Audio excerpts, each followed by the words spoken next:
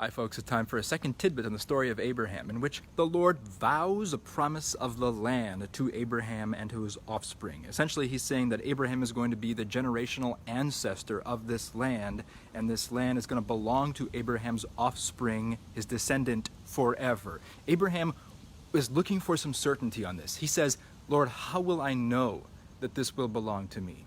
And so the Lord tells him, go bring me a heifer, a goat, a ram, a turtle dove, and a pigeon. And so Abraham gets all these, and he knows what to do. He knows what to do with this stuff because this is typical covenant making. This is signing a contract. What you do if you were a lord with an underling under your protection, and you wanted to make an agreement as to, I'll protect you and you give me some of your service or whatever, they would make a covenant. That means they would cut an animal in half.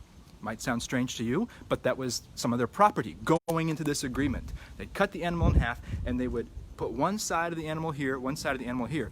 It's dead, right?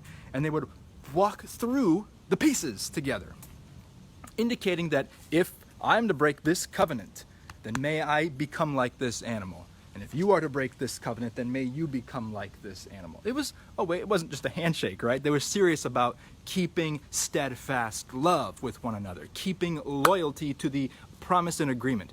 And the Lord wants to make a promise to Abraham. Abraham knows what's going on here. So he sets them out, and if the birds circling overhead came down to munch on the animals, he'd chase them away until he fell asleep, it says, and a deep darkness fell upon him. And in the night, in the vision, he saw a pot, flaming fire pot, pass through the animal's parts. And of course, this is significant that the Lord himself is undergoing the rites of the covenant, and he's promising. And he says then, at that moment, to you I give this land, to your offspring. And he specifies the parameters as well, from the river to the sea and that kind of thing. So this is, again, how God likes to use something tangible, something visible, something that it even smells a certain way, to lock it in that he really means it. And if you can depend upon what you see, how much more can you depend upon what he has said? That's what God is doing with Abraham.